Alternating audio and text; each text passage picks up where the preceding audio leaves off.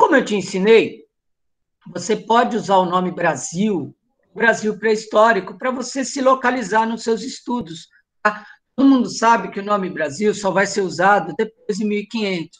Mas, mesmo na pré-história, ou no primitivo, né, que você estudou comigo, que pré-história não é um nome legal, você já pode usar o termo Brasil para não se perder. Então, numa das setinhas que eu vou te mostrar hoje, você está vendo aí, é uma setinha bem mais simples do que a outra que eu vou te mostrar. Essa setinha está mostrando que essa região que vai ser chamada de Brasil, na pré-história, há 12 mil anos, já está totalmente ocupada. Tá? Você já tem gente para todos os cantos do Brasil. E aí, se você acompanhar a setinha do Pro, você vai ver que há uma variedade gigante de povos já, de mentalidades, de jeito de se pensar no Brasil dessa época. Tá? Essa variedade grande de povos pode ser dividida em 3 tipos. Então, você tem povos no Brasil que ainda são caçadores, que ainda são coletores, tá? Coletor de fruta, né? que vai lá na árvore e pega um negócio, são pescadores. Como você viu nas videoaulas anteriores no canal do professor, é uma turma que ainda está no Paleolítico. É uma turma nômade, tá? Que não se fixa num só lugar, e é uma turma que faz ferramentas com pedra lascada. São aquela pedra que caiu, você pega e usa. Você não trabalha a pedra. Ao mesmo tempo, 12, 11, 10 mil anos atrás, olha que legal, você já tem no Brasil primitivo povos agrícolas. Tá? São povos que já sabem mexer com a agricultura. Olha que bacana. Eu acho isso fantástico, porque a gente está falando de 10 mil anos atrás, e a gente está falando de povos no Brasil, por exemplo, povos no norte e nordeste do Brasil, que já sabem plantar mandioca, já sabem plantar amendoim, apesar que mandioca e amendoim é mais recente, mas você já tem povos aí que já sabem usar de plantação. A gente já está falando de quê? 6, 7, 5 mil anos atrás, tá? Só que aí a graça desses povos, que é o que eu vou mostrar no seu livro daqui a pouco, lembrando que você não precisa copiar a aula agora junto com o Pro, você só presta atenção, depois as setinhas, todas elas, ao longo da semana, serão disponibilizadas no Classroom, ok? Então não precisa se preocupar com isso. Agora, qual a graça desses povos agrícolas? Esses povos agrícolas já fazem objetos de cerâmica.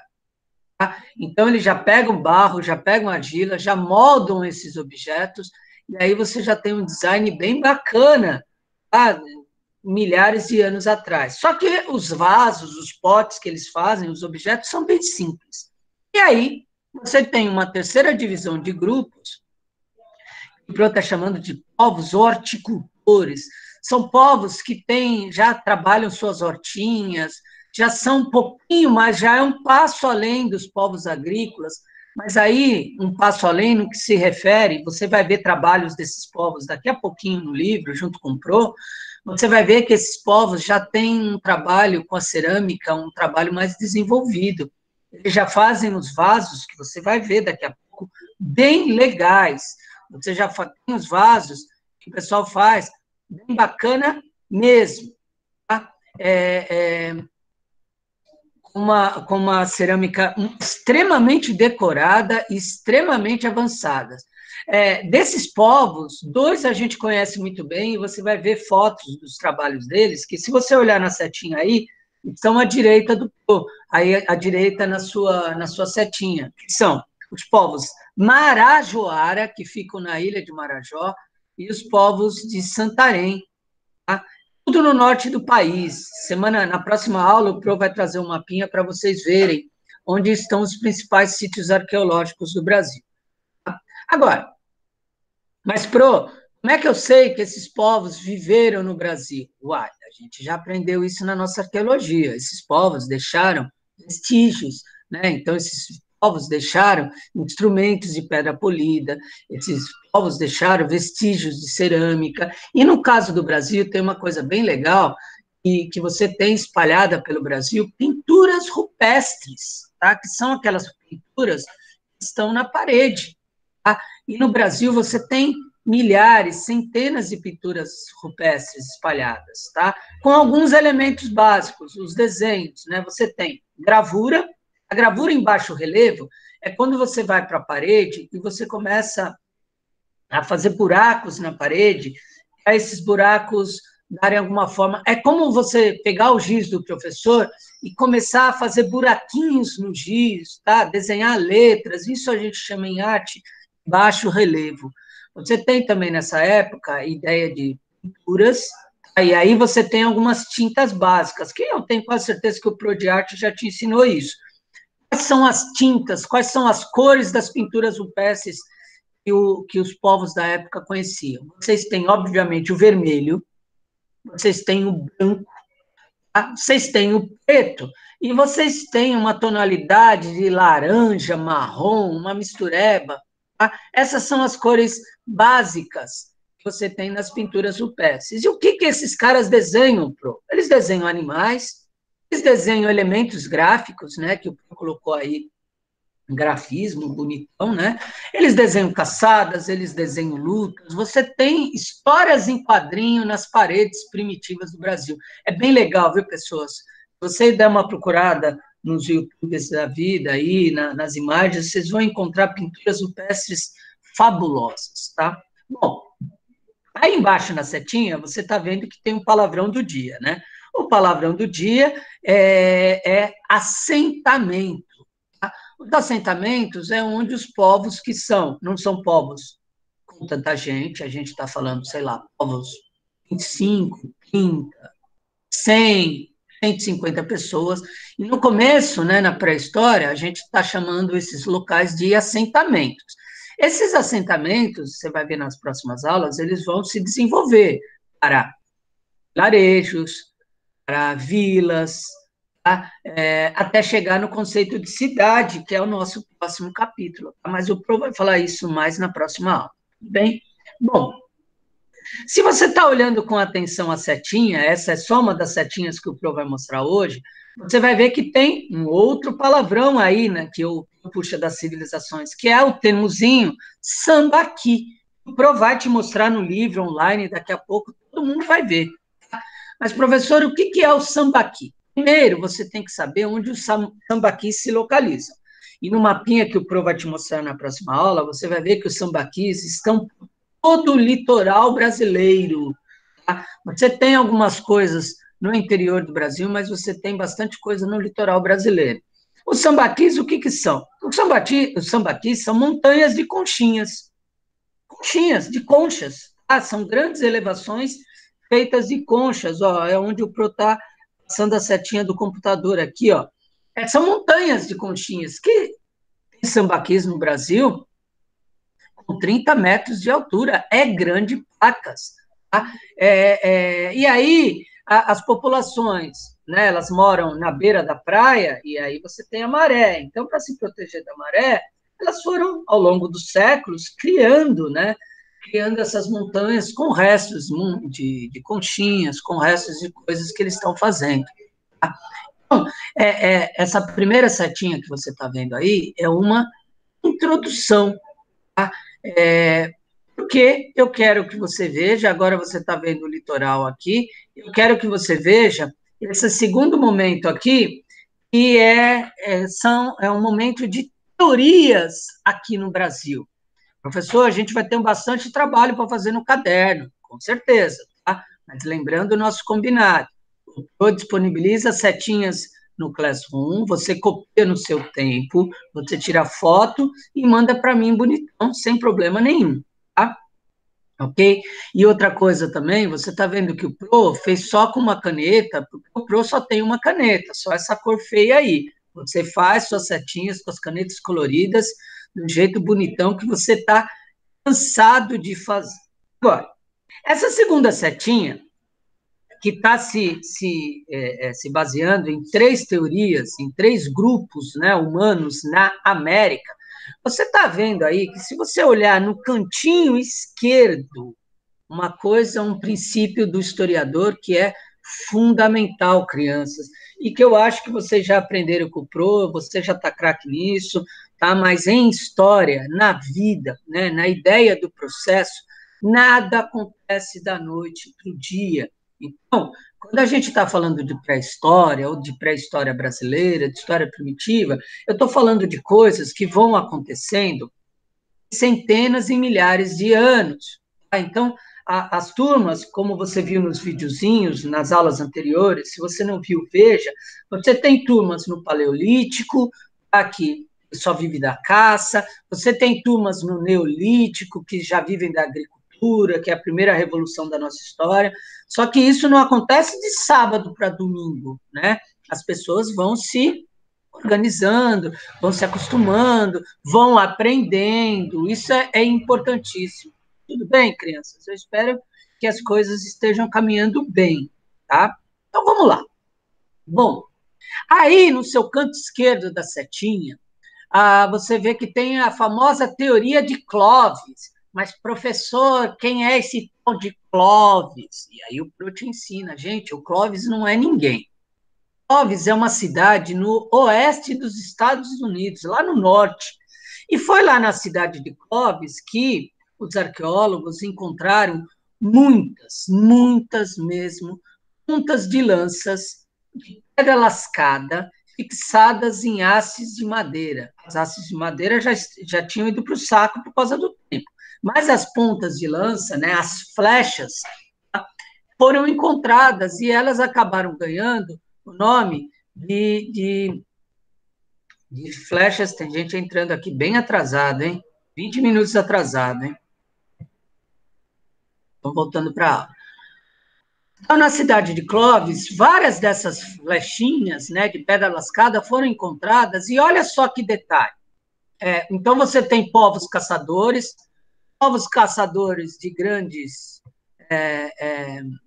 os caçadores de grandes animais, tá? Como mamutes, grandes mamíferos, tá?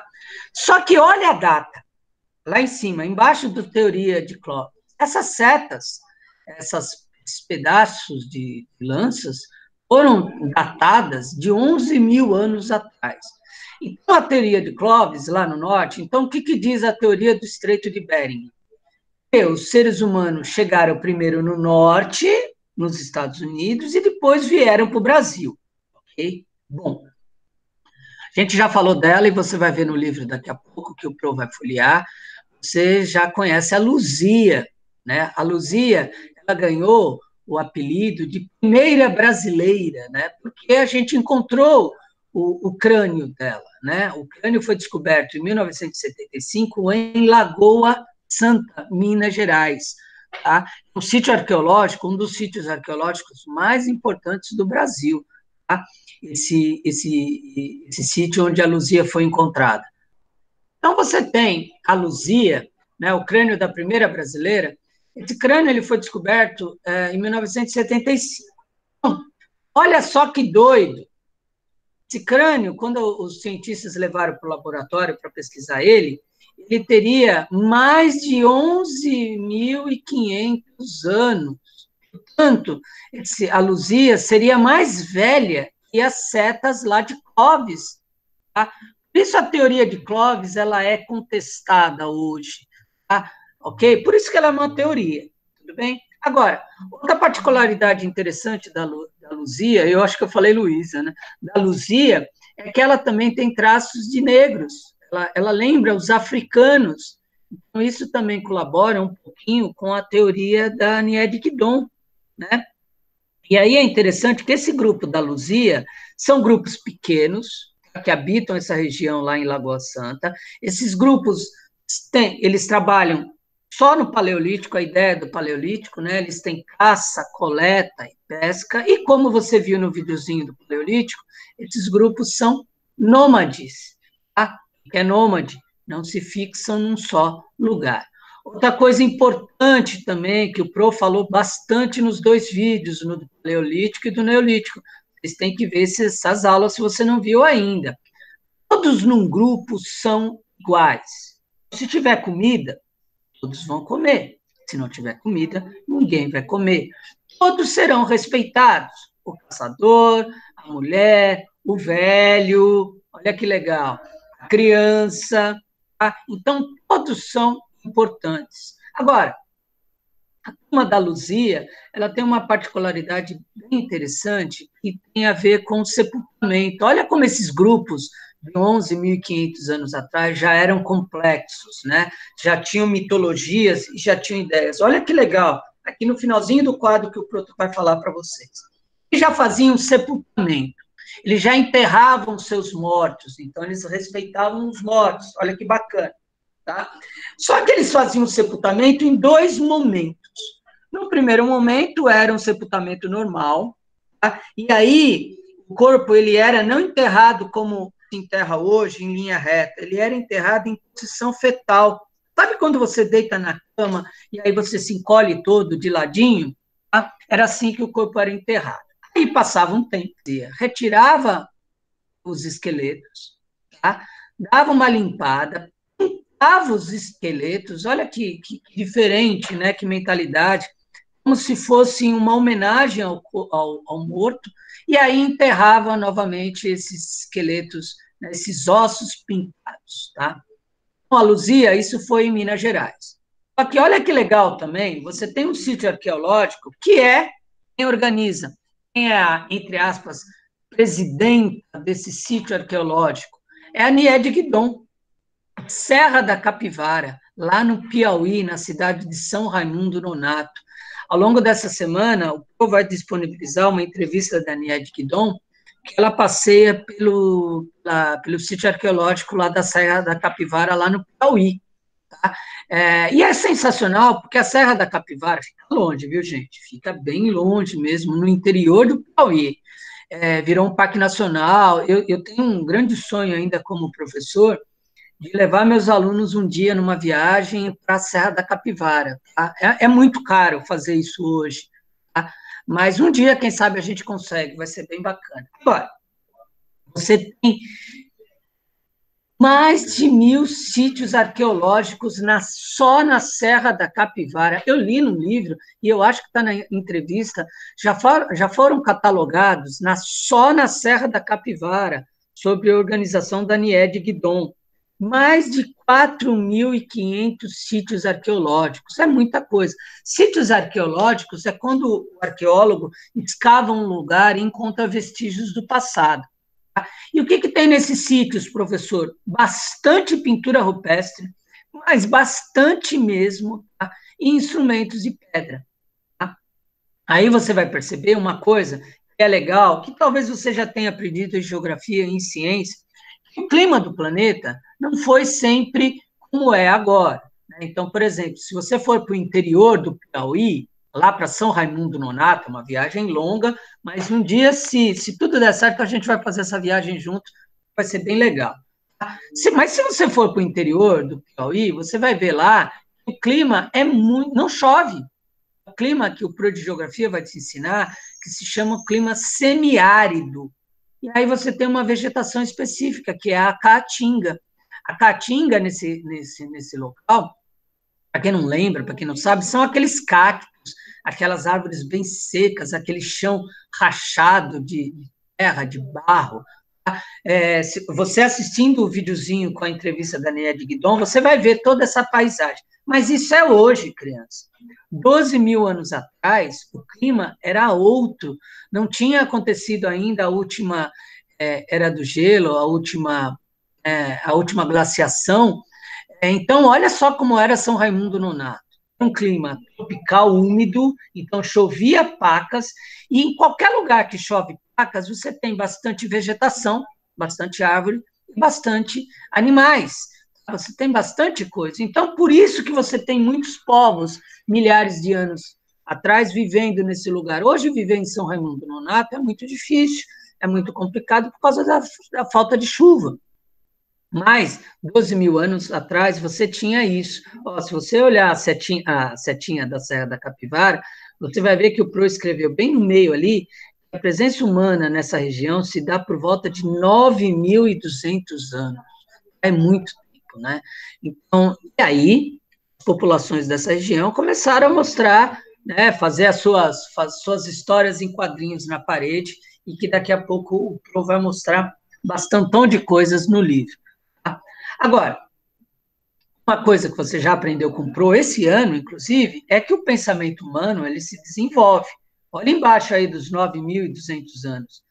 3.000 anos atrás, o que, que aconteceu? As pessoas dessa região, elas pararam de andar de um lugar para outro e se tornaram sedentárias. Você assistiu o videozinho do Neolítico, você vai ver bonitinha a aula e você vai aprender que as pessoas sedentárias são aquelas que se fixam num só lugar. Então, quando você se fixa num só lugar, o que, que acontece? Você tem uma grande produção de cerâmica, tá? Esses povos vão produzir e você vai ter a tal da agricultura. Tá? É muito bacana esse processo todo. Ok até aqui?